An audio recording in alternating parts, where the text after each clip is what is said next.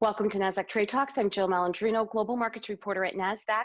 Joining me this afternoon, as he always does, for seasonal shopping trends is Arthur Zaczkiewicz. He's the Executive Editor of Strategic Content Development at WWD. Arthur, it's great to have you with us. Welcome back to Trade Talks. Always a pleasure to meet with you and discuss the latest goings-ons. All right, Arthur, 2020 is the first year you and I are talking back to school trends remotely as a result of the COVID-19 pandemic, which is something you and I could never have predicted last time we met in the fourth quarter. What are the expectations for back to school 2020 spend?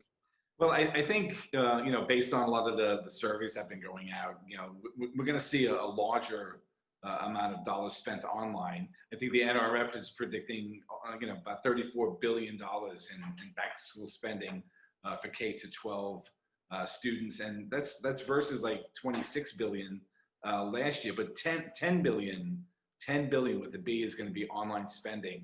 And to your point earlier, remote has a lot to do with that. People are used to shopping online.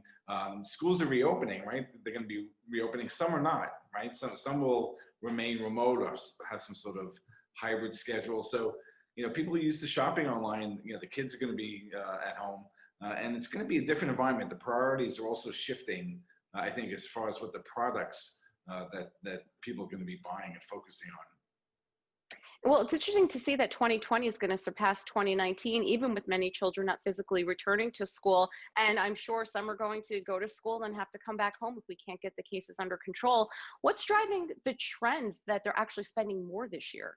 Well, I think a lot of that, it's kind of tricky. Here's the deep, dirty secret of retail and back to school. It starts much earlier, right? And just like the holidays, which, maybe we could chat about later. Back to school starts in July, okay? So, you have traditionally, and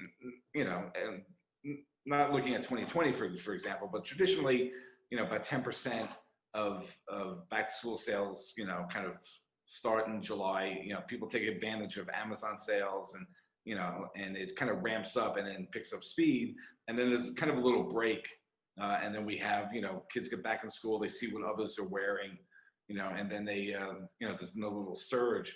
But I think this year, a lot of that is going to be, like equipment, because of the remote environment that a lot of schools, you're going to be seeing much more higher ticket items, from laptops. People, students are going to be upgrading their laptops, or maybe mom's going to buy a new laptop and give you hers to use for school. So, and we're also seeing significant price inflation, since the spring when the COVID outbreak occurred, on consumer electronics in particular, a lot of, almost 5 or 6% price inflation. So that's going to jack up significantly the total spend. Let's talk about holiday with big box retailers like Walmart. Thanksgiving closed on Thanksgiving.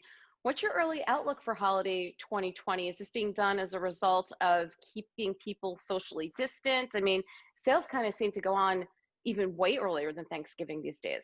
True. I think, a lot of that back to school shopping that we talked about, I think mom is looking at deals and, buying stuff to tuck away for the holidays too. So again, the holiday shopping season is much, it's more spread out than it used to be in years past. And I think it's going to be more complicated this year. I think the consumer is not in a really good place. And there's a couple of things, factoring in, such as, an uncertain election, right? We don't know who's going to be president. So there's going to be a little anxiety in the market as far as like consumer spending. And, Deloitte and Accenture and a lot of these consulting firms have been like trying to key in and unlock the mind of the consumer. And what they're finding is that, and which we see, I think, day to day, is that the consumer is just is more frugal. We're in a recession, right? So, people, they're going to think about how they're spending. If they spend, they'll probably do less of it. But I still think, Christmas comes every year, right? So, there will be spending, but it's not going to be like we've seen in the past. So, I hope that there's, brands out there and retailers who could, like Target and Walmart, who are going to like drive forward and keep the momentum. But again, you have to also think about, the consumer. They're thinking about their personal safety. Are they going to be spending time in physical stores? They haven't.